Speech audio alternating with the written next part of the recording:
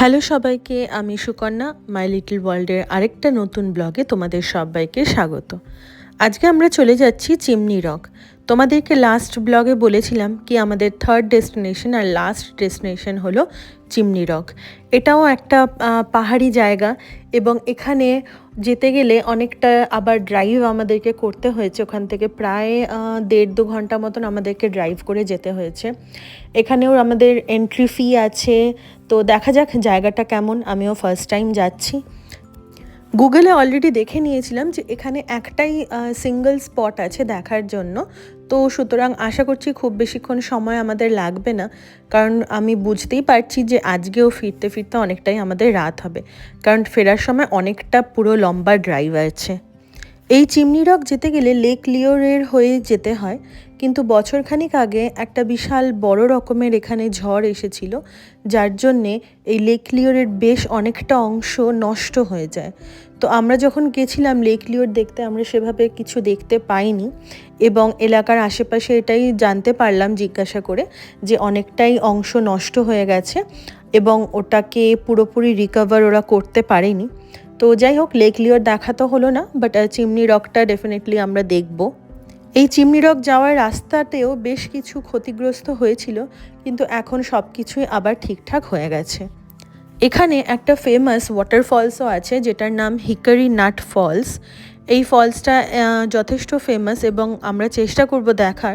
জানি না হাতে কতটা সময় থাকবে।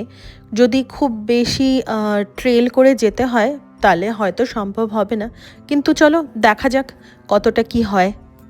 Chimney Rock is basically a 315-foot monolith in Chimney Rock State Park located near the village.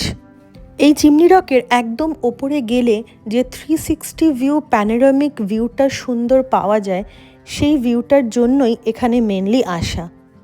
এই চিমনি রকের একদম টপে ওঠার দুটো রাস্তা আছে। প্রথমটা হলো অনেকগুলো সিঁড়ি তোমাকে চড়ে বেয়ে উঠতে হবে। কতগুলো সিঁড়ি জানো?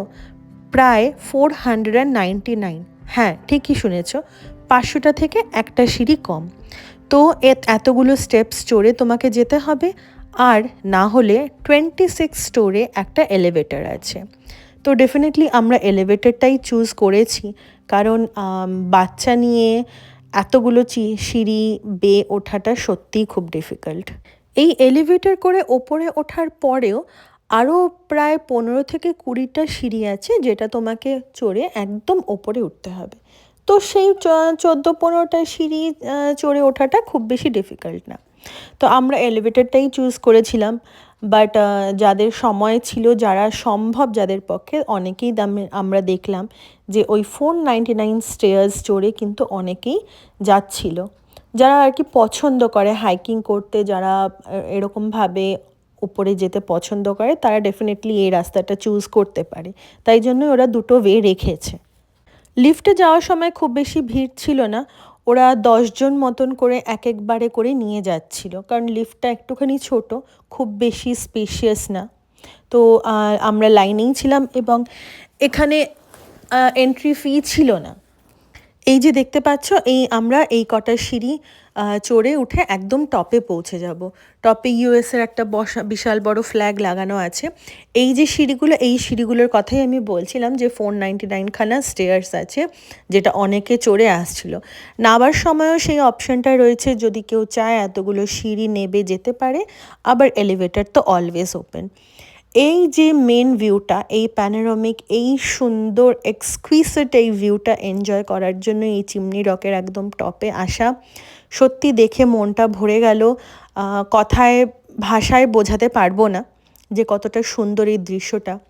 অনেক লোকজনই ছিল, কিন্তু যেহেতু এখন একটুখানি বিকেলটা হয়ে এসেছে, তাই আস্তে আস্তে লোকজন কমছে।